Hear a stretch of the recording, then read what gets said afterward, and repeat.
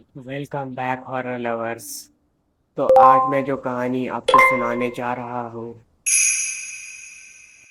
यह कहानी मैंने quora.com पर पढ़ी, जहाँ किसी ने अपने साथ घटी एक भयानक घटना साझा की थी।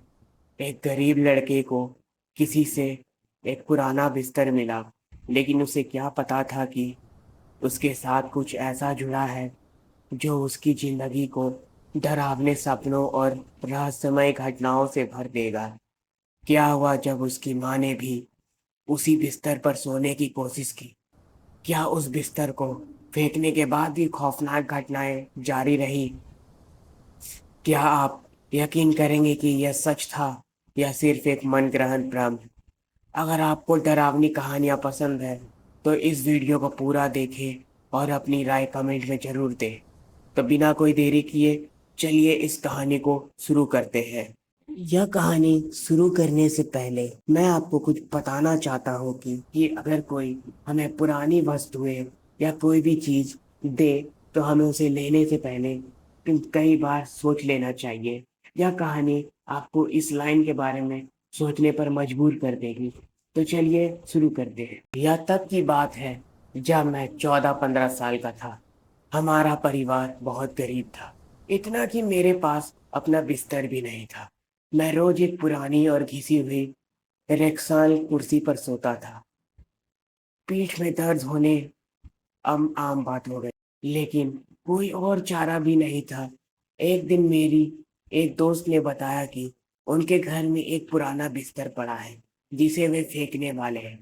उसने मुझसे कहा कि अगर मैं चाहूँ तो वह मुझे दे सकती है। मैं खुशी से उछल पड़ा। सालों बाद मुझे असली बिस्तर पर सोने को मिलेगा, यह सोचकर ही मैं रोमांचित था। कुछ दिनों बाद बिस्तर मेरे कमरे में आ गया। वह भारी था, पुराना था, लेकिन मेरे लिए किसी खजाने से कम नहीं था। पहले ही रात मैं चैन से सोया, लेकिन फिर सब बदल गया। तो दूसरी ही रात मुझे अजीब सपने आने लगे। किसी की फुसफुसाहट सुनाई देती, जैसे कोई मेरे कानों में कुछ कह रहा हो, लेकिन भाषा समझ नहीं आती थी। कभी कभी महसूस होता था कि कोई मेरे बिस्तर के पास खड़ा है और मुझे घूर रहा है। जब भी मैं जागता, मुझे लगता कि कमरे का अंधेरा हिल रहा है, जैसे कोई उसमें छिपा हो और मेरे हर हरकत देख रहा हो। चौथी रात मेरी पूरे शरीर में ठंडक दौड़ गई जब मैंने सपना देखा कि कोई उंगलियों से मेरी पीठ पर सरक रहा है। वह एहसास इतना असली था कि मैंने हड़बड़ाकर आंखें खोल दी। लेकिन असली डरावनी बात तो अब से होती है। मेरे जागते ही वही फुसफुसाहट जारी रही।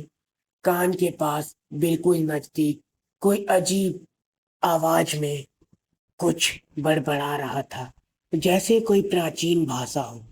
मैंने उछलकर कमरे से भाग लिया और पूरी रात लिविंग रूम में बिताई। कुछ दिनों बाद मेरे नाना नानी हमारे घर आए और माँ ने फैसला किया कि वे उनके बिस्तर पर सोएंगी और माँ मेरे कमरे में सोएंगी। मैं खुश था कि अब वह भूतिया बिस्तर मेरे पास नहीं था, लेकिन फिर पहली ही रात माँ ने आधी रात को मुझे उठाया। क्या तुम मुझसे कुछ कह रहे थे? नहीं माँ, मैं सो रहा था, मैंने जवाब दिया। माँ कुछ नहीं बोली, लेकिन उनके चेहरे पर कुछ अजीब था। दूसरी रात अचानक मेरी नींद खुली क्योंकि माँ जोर से चीख पड़ी थी। वह घबराई हुई भागती हुई मेरे पास आई। उनका चेहरा सफेद पड़ चुका था, पसीने में लथपथ।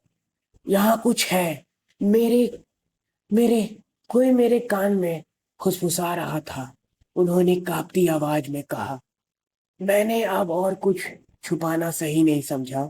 मैंने उन्हें पूरी बात बता दी, कैसे मुझे डरावने सपने आते थे, कैसे मुझे लगता है कि अंधेरा हिल रहा है, और कैसे मैंने भी वही अजीब आवाजें सुनी थी। माँ गुस्से में थी। तुमने मुझसे पहले क्यों नहीं बताया? क्योंकि मैं डरा हुआ था, कहीं आप मुझे पागल ना समझ ले। अगले दिन हमने वह बिस्तर घर से बाहर फेंक दिया और पूरे घर में धूप जलाकर हवन किया।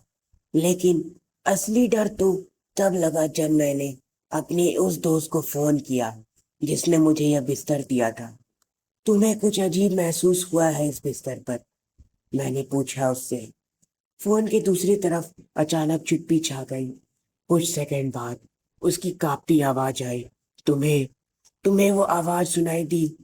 मेरा शरीर सुन्न हो गया। हाँ, मैंने धीमी आवाज में कहा। तुमने भी सुनी थी? वह सिसकने लगी। यह बिस्तर मेरी दादी की मेरी दादी की थी। वह हमेशा कहती थी कि कोई उनके कान में किसी अजीब भाषा में फुसफुसा रहा है।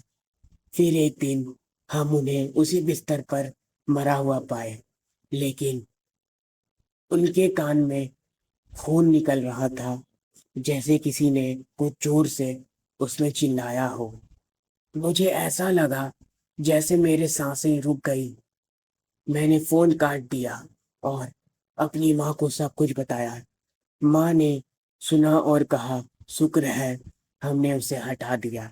लेकिन एक बात समझ नहीं आई। क्या? मैंने डरते हुए पूछा। माँ ने मेरी ओर देखा। उनकी आंखों में एक अजीब सा खौफ था। अगर यह बिस्तर तुम्हारे दोस्त की दादी की थी, तो फिर जब हमने उसे बाहर फेंका उस रात लिविंग रूम में सोते हुए, मैंने फिर से वही फुसफुसाहट सुनी थी। कमरे में सन्नाटा छा गया। बिस्तर तो चला गया, लेकिन शायद वह चीज अब भी हमारे साथ ही थी। जब माँ ने कहा कि उन्होंने फिर से वही फुसफुसाहट सुनी थी, मेरी रीढ़ से सिरहान दौड़ गई। क्या तुमने सुना था? मैंने कांपती आवाज में माँ से पूछा। माँ का चेहरा सफेद पड़ गया। मैं आधी रात को पानी पीने उठी थी। जब मैं किचन में जा रही थी, मुझे लगा कि लिविंग रूम में कोई खड़ा है, लेकिन जब मैंने देखा वहां कोई नहीं था। सिर्फ वही अजीब सी फुसफुसाहट थी, एक अजनबी भाषा में। मैं डर गई और वापस कमरे में भाग आई। उसकी बात सुनकर मेरे पूरा शरीर सुन्न हो गया। बिस्तर तो हमने बाहर फेंक दिया था, फिर यह सब कैसे हो रहा है? उस रात मैं सो नहीं पाया। मुझे ऐसा लग रहा था कि हमसे कोई गलती हो गई है। कोई चीज थी जो सिर्फ बिस्तर से नहीं, बल्कि हमारे घर से जुड़ चुकी थी। अगले ही दिन हमने एक पंडित बुलाया। वह घर में आए और जैसे ही कमरे में प्रवेश किया, उनका चेहरा गंभीर हो गया। उन्होंने कहा, यहाँ कुछ बहुत पुराना है। यह कोई आम आत्मा नहीं, यह उस जगह से जुड़ गई है जहाँ वह बिस्तर रखा गया था। मतलब? माँ ने घबराकर पूछा।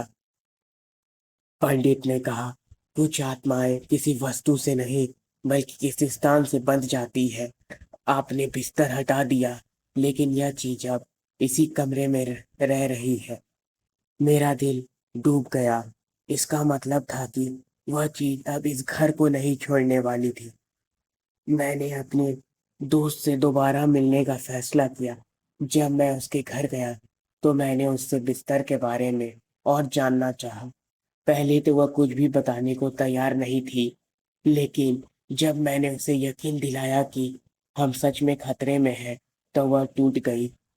कोई उनके कान में फुसफुसाता था, और जब उन्होंने पंडित से पूछताछ की, तो उन्होंने बताया कि वह बिस्तर एक तांत्रिक का था, जिसने उसमें किसी आत्मा को कैद किया था।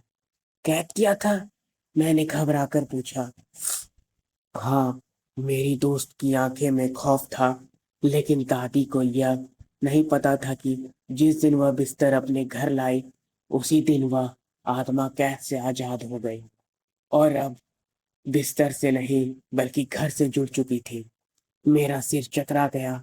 मतलब, अब तक हम जिस बिस्तर को भूतिया समझ रहे थे, असली समस्या वह नहीं रही।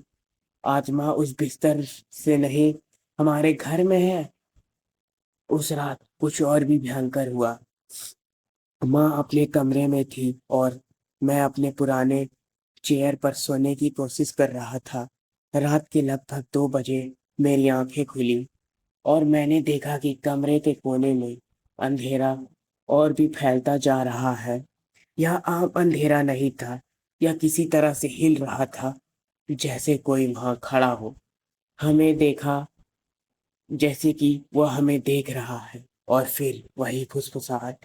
इस बार यह सिर्फ मेरे कानों में नहीं थी, माँ भी जाग गई और उन्होंने भी इसे सुना। उनकी आंखों में दहशत थी। अचानक कमरे का बल्ब झपकने लगा। एक ठंडी लहर पूरे कमरे में दौड़ गई। मेरी सांसें तेज हो गई। माँ ने मेरा हाथ पकड़ा और हम दोनों भागते हुए बाहर आए।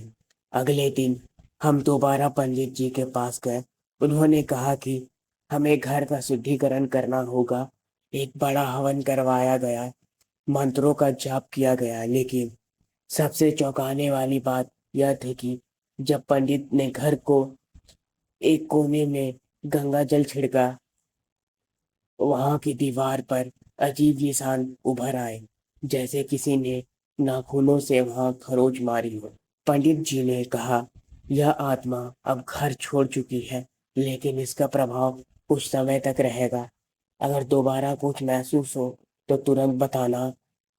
क्या सच में सब खत्म हुआ था? सब कुछ शांत लग रहा था। कई हफ्ते तक कोई अजीब घटनाएं नहीं हुई। माँ ने फिर से अपने कमरे में सोना शुरू कर दिया। मैं भी थोड़ा निश्चिंत हो गया था। लेकिन फिर लगभग 1 महीने बाद मैं आधी रात को उठा पानी पीने के लिए। लिविंग रूम में होते हुए किचन में गया और जब वापस अपने कमरे की ओर बढ़ा तो मुझसे महसूस हुआ कि कोई मुझे देख रहा है। मैंने धीरे धीरे लिविंग रूम की ओर देखा। कोने में कुछ खड़ा था, एक काली परछाई, और फिर वही घुटी घुटी फुसफुसाहट। तुमने जिससे आवाज आ रहा था, तुमने सोचा कि मैं चला गया। यह सुनकर मैं पूरी तरह से टूट गया। अगले सुबह मैंने माँ को सारी बातें बता दिया और माँ ने फैसला लिया कि हम नाना नानी के घर चले जाएंगे। हमने वह घर हमेशा के लिए छोड़ दिया, लेकिन आज भी जब मैं अकेला होता हूँ तो चारों ओर सन्नाटा होता है। मुझे कभी कभी वही फुसफुसाहट सुनाई देती है और मैं डर से कांप जाता हूँ। तो दोस्तों, यह थी एक सच्ची और डरावनी घटना जिसे मैंने quora.com पर पढ़ा और आपके साथ शेयर किया। क्या यह सिर्फ मन का भ्रम था या सच में कोई अज्ञात शक्ति उस बिस्तर और घर से जुड़ी थी? आप क्या सोचते हैं? अपनी राय कमेंट में जरूर बताएं।